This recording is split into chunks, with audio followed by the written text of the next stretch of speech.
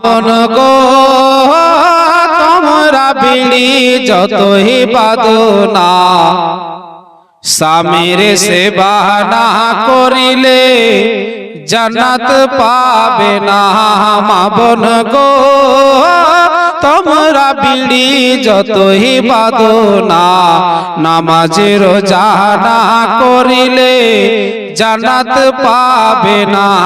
মা বোন গো তোমরা বিড়ি যতই বাঁধো না, নামাজ রোজা না করিলে জান্নাত পাবে না। আজকালকার আমাদের মা বেটিরা এক জায়গায় বিড়ি বাঁধতে বসে যায়, দিয়ে তারা নানা রকমের কথাবার্তা, এর গীবত ওর গীবত ওর চুগলখড়ি এর পরনিন্দা আমরা দেখি আমাদের মা বেটিরা বেশিরভাগ এই করতে করতে সারা দিনকে পার করে দেয়। তাই কবি কি বলছেন ছন্দের মাধ্যমে, দলে দলে দলে দলে দলে দলে বসে তোমরা গল্প গুজব করো, আর কে কতটা বিড়ি বাঁধে আনা আনি করো, আনা আনি করো। দলে দলে দলে দলে দলে দলে বসে তোমরা গল্প গুজব করো, আর কে কতটা বিড়ি বাঁধে আনা আনি করো, আনা আনি করো। আনা আনি করো না বিড়িতে, কোরআন পড়ো বাড়িতে, আল্লাহ তোমায় করবে উপকার। নহিলে তুমি ডুবে যাবে, নহিলে তুমি ডুবে যাবে দোজখের মাজার। মা বোন গো ও তোমরা বিড়ি যতই বাঁধো না, নামাজ রোজা না করিলে জান্নাত পাবে না।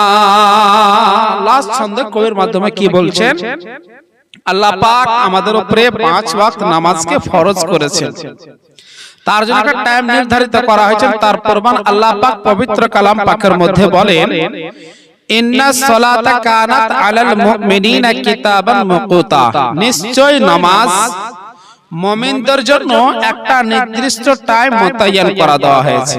তাই আমরা নামাজকে টাইমের মধ্যে পড়ি আদায় করি, ফজরকে ফজরের টাইমে, জোহরকে জোহরের টাইমে, এই করে আমরা 5 ওয়াক্ত নামাজ দিনের বেলা আদায় করি। তাই কবি কি বলছেন ছন্দের মাধ্যমে, টাইমে টাইমে তোমরা যদি 5 ওয়াক্তের নামাজ পড়ো, থাকতে সময় তোমরা জানো স্বামীর সেবা করো, স্বামীর সেবা করো।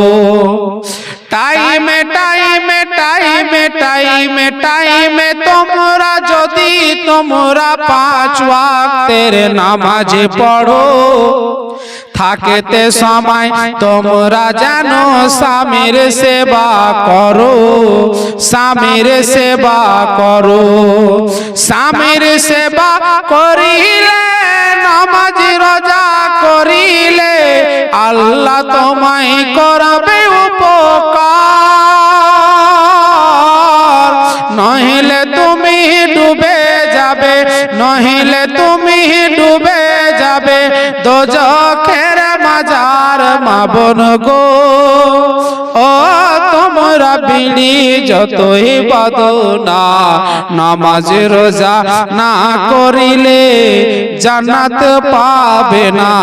মা বোন গো ও তোমরা বিড়ি যতই বাঁধো না, স্বামীর সেবা না করিলে জান্নাত পাবে না।